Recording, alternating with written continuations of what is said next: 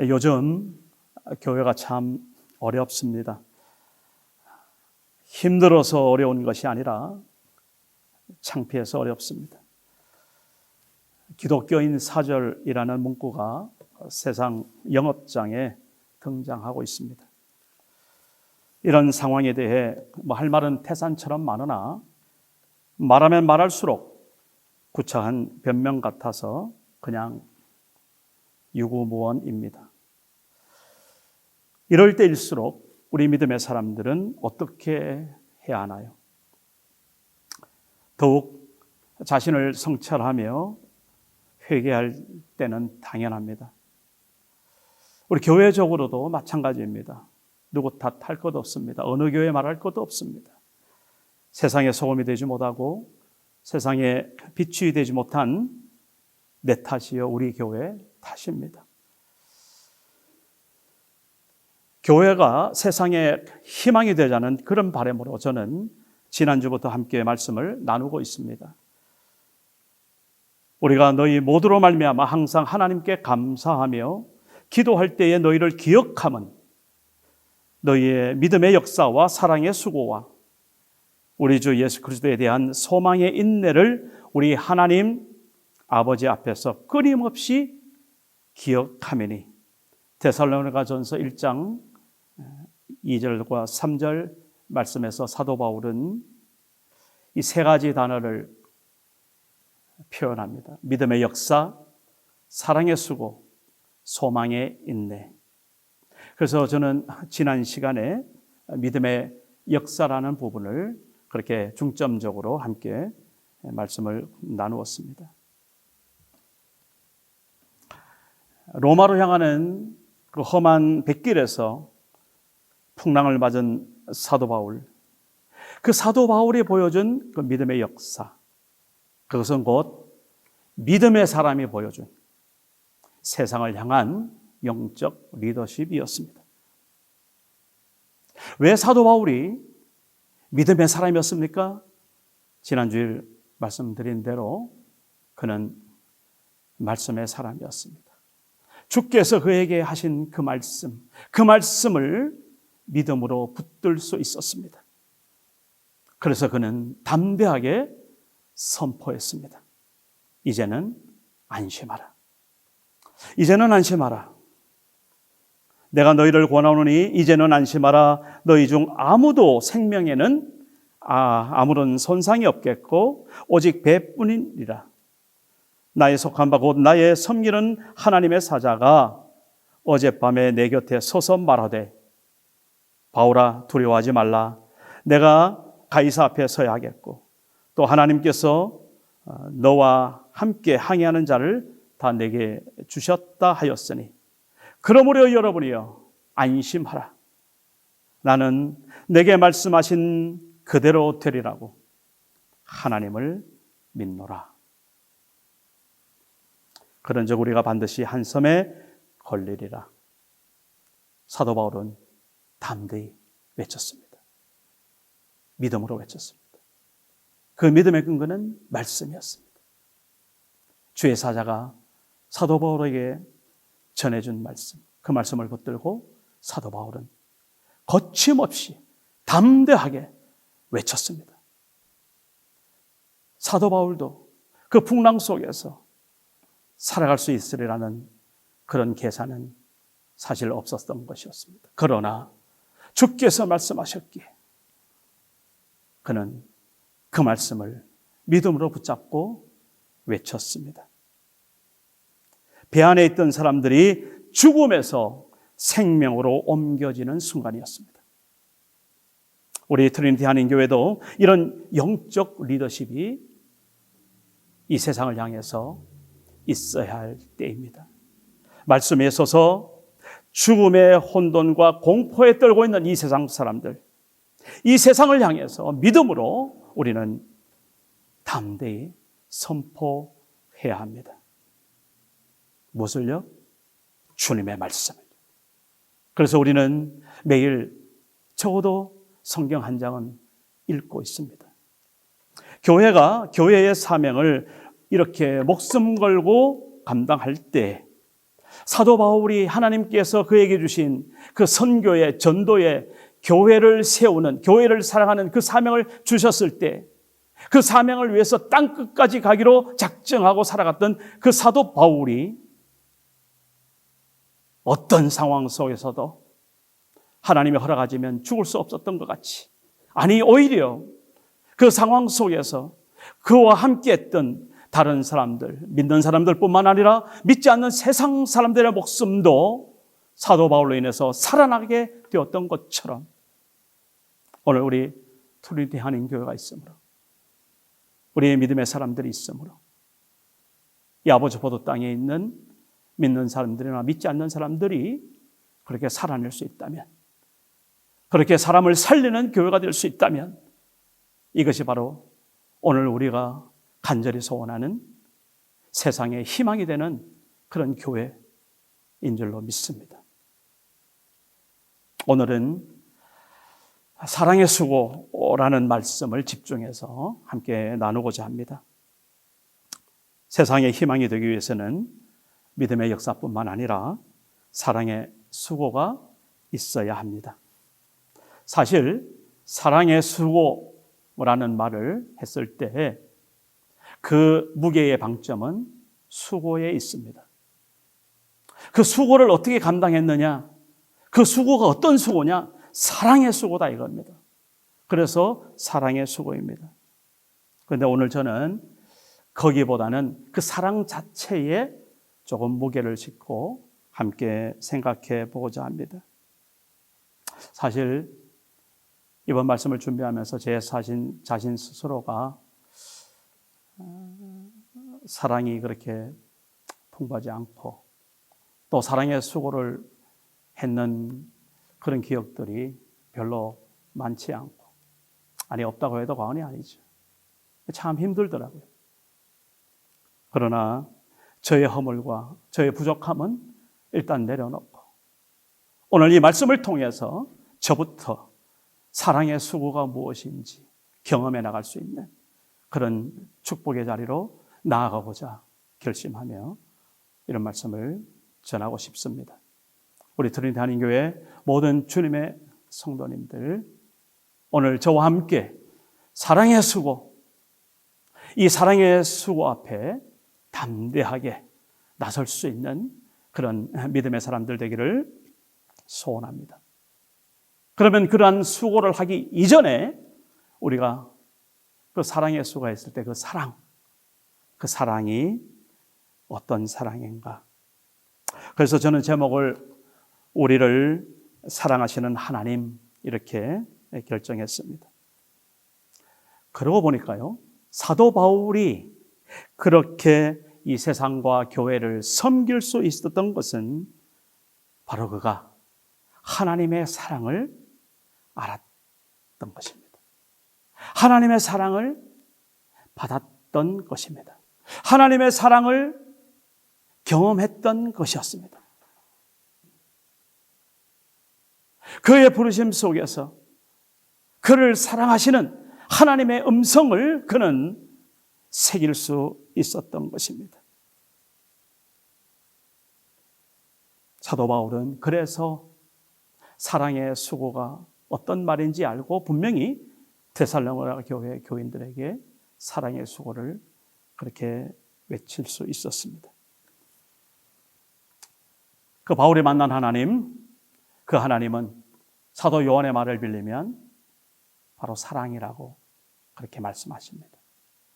하나님이 사랑이시라는 거예요. 사랑하는 자들아 우리가 서로 사랑하자. 사랑은 하나님께 속한 것이니 사랑하는 자마다 하나님께로부터 나서 하나님을 알고 사랑하지 아니하는 자는 하나님을 알지 못하나니 이는 하나님은 사랑이십니다. 하나님은 사랑이시라는 겁니다. 우리가 하나님을 안다고 우리가 고백하죠. 우리 하나님을 만났다고 그렇게 우리는 하나님의 자녀라고 말하죠. 그렇다면 하나님은 사랑이시라고 했으니 우리가 사랑을 아는 것이고 우리가 사랑을 경험한 것이고 우리가 사랑을 그렇게 주고받을 수 있는 그런 존재라는 사실을 분명하게 다시 말할 수 있는 것입니다. 우리가 하나님의 자녀라는 것과 사랑이라는 것은 뗄래야 뗄 수 없음을 우리는 오늘 이 사도 요한의 말씀에서 분명히 알 수 있습니다.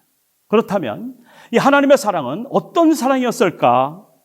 사도 바울은 이 사랑을 알았던 것입니다. 우리도 마찬가지입니다. 이 사랑을 알면, 이 사랑을 경험하면 우리는 사도 바울처럼 수고할 수 있습니다. 이 사랑을 알면 우리는 하나님 앞에 세상을 향해서 헌신할 수 있습니다. 이 사랑을 알면 우리는 세상을 섬길 수 있습니다. 사도 바울처럼. 하나님의 사랑은요, 우리 신구약 성경 전체에 그대로 다 말씀되어져 있습니다. 그러나 오늘 저는 특별히 이 요한복음을 통해서 세 가지 단어를 중심으로 어떤 사랑, 하나님의 사랑에 대해서 살펴보고자 합니다. 첫째는요, 이처럼이라는 단어입니다. 이처럼. 우리 한번 따라해 보실까요? 이처럼.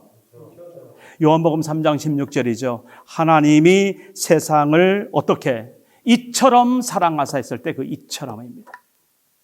독생자를 주셨으니 이는 저를 믿는 자마다 멸망치 않고 영생을 얻게 하려 하심이라. 하나님의 사랑, 어떤 사랑? 이처럼. 그럼 이처럼이 무슨 말이라고요? 세상을 사랑하되 독생자를 아낌없이 주신 사랑. 버리신 사랑이죠. 희생하신 사랑이죠. 자기의 몸과 같은, 아니 예수님이 이 땅에 오신 하나님이시라면 그 하나님 자신을 우리를 너무나 사랑해서 죽기까지 하신 그 사랑. 그 사랑이 하나님의 사랑이라는데요. 이처럼 꼭 기억하시기 바랍니다. 두 번째 단어가 끝까지라는 단어입니다. 끝까지. 끝까지. 요한복음 13장 1절 말씀입니다. 유월절 전에 예수께서 자기가 세상을 떠나 아버지께로 돌아가실 때가 이런 줄 아시고 세상에 있는 자기 사람을 사랑하시되 끝까지 사랑하시니라. 끝까지. 하나님의 사랑은 끝까지. 아까 제가 하나님의 사랑 뭐라고 했죠? 이처럼. 이처럼 어떤처럼? 자기 아들을, 독생자를 우리 죄인을 위해서 십자가에 달려 죽게까지 하게 하신 그 희생의 사랑.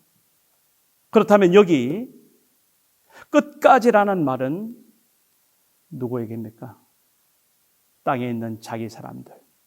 그래서 예수님께서 세상에 있는 자기 사람들을 사랑하시되 끝까지 사랑했노라고 사도 요한은 밝히고 있습니다. 끝까지. 끝까지라는 말은 무슨 말이죠? 포기하지 않는. 포기하지 않는. 그리고 변하지 않는 그런 사랑이죠. 끝까지. 사실 우리는 처음에 사랑으로 그렇게 얼마나 서로 사랑하는지 말로 다 표현하지 못할 정도로 그렇게 사랑하다가 변하고 포기하고 방관하는 그런 삶을 살아갈 때가 참 많은 것이 사실입니다. 그러나 우리를 사랑하시는 그 하나님의 사랑, 그 하나님의 사랑은 변치 않습니다. 포기하지 않습니다. 끝까지. 그런 사랑이심을 우리는 확인할 수 있습니다. 세 번째 단어는 하나라는 단어입니다. 하나됨. 내가 비옵는 것은 이 사람들만 위함이 아니요 또 그들의 말로 말미암아 나를 믿는 사람들도 위함이니. 그러니까 예수님께서 불러 모은 그 제자들, 그 곁에 있는 그 사람들뿐만 아니라 그 사랑이 전 세계로 확장되는 모습을 봅니다. 바로 부르신 그 사람들을 통하여서 또 다른 사람에게 전달된 사랑. 땅끝에 있는 모든 세상 사람들, 이방인들을 말하고 있습니다. 아버지께서 내 안에, 내가 아버지 안에 있는 것 같이 그들도 다 하나가 되어 우리 안에 있게 하사.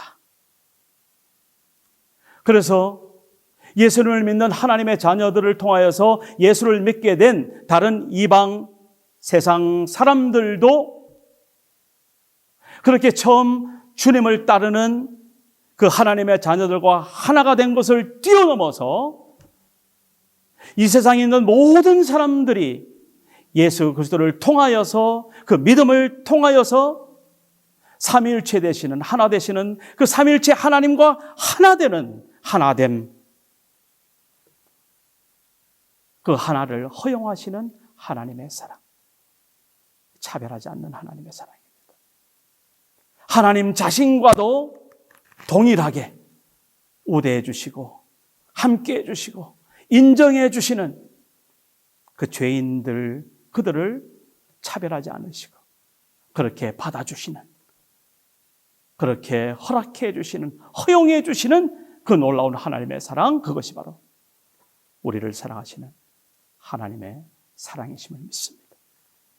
우리는 서로 사랑한다 말하면서도 얼마나 편가르기가 많습니까? 이 사람은 내가 사랑할 수 있는데 저 사람은 안 돼. 이 사람은 내가 사랑할 수 있겠는데 저 사람은 도저히 내가 안 되겠어. 이런 마음이 혹 없습니까? 그렇다면 이제부터라도 그것은 하나님의 사랑이 아닙니다. 그것은 우리 예수 믿는 사람들이 행할 사랑이 아닙니다. 오늘 하나님께서는 우리를 그렇게 사랑으로 그 품에 받아주셨습니다. 미천한 우리 인간을 하나님 그분과 하나 될 수 있도록 그런 사랑을 우리에게 부어주셨습니다. 아버지께서 내 안에, 내가 아버지 안에 있는 것 같이 그들도 다 하나가 되어 우리 안에 있게 하사 세상으로 아버지께서 나를 보내신 것을 믿게 하옵소서. 내게 주신 영광을 내가 그들에게 주었사오니 이는 우리가 하나가 된 것 같이 그들도 하나가 되게 하려 함이니이다. 곧 내가 그들 안에 있고 아버지께서 내 안에 계시어 그들로 온전함을 이루어 하나가 되게 하려 함은 아버지께서 나를 보내신 것과 또 나를 사랑하심 같이 그들도 사랑하신 것을 세상으로 알게 하려 함이로소이다. 요한복음 17장 20절에서 23절 말씀입니다. 예수님께서 마지막 이 세상을 위한, 우리 죄인들을 위한 중보기도를 하시는 그런 기도의 장면입니다. 그 마지막 기도에서 하나님은 우리를 구별하지 않으셨습니다. 차별하지 않으셨습니다. 우리 모두를 사랑의 대상으로, 아니 오히려 가슴을 치는, 회개하는 그 죄인들을 더욱 사랑하시는 그 하나님의 사랑을 오늘 우리는 요한복음에서 살펴볼 수 있습니다. 세 가지 단어 꼭 기억하시기 바랍니다. 하나님의 사랑이 어떤 사랑이라고요? 네, 이처럼. 어떤 사랑이라고요? 끝까지. 어떤 사랑이라고요? 하나 되게. 이 세 가지 단어를 통해서 하나님의 사랑은 그렇게 높고 넓고 깊은 그 사랑인 것을 우리는 고백하게 됩니다. 저는 오늘 우리가 함께 읽었던 로마서 8장 말씀을 통해서 또 하나의 사랑의 면을 우리는 발견하게 됩니다. 내가 확신하노니 사망이나 생명이나 천사들이나 권세자들이나 현재일이나 장래일이나 능력이나 높음이나 깊음이나 다른 어떤 피조물이라도 우리를 우리 주 그리스도 예수 안에 있는 하나님의 사랑에서 끊을 수 없으리라. 끊을 수 없는 사랑.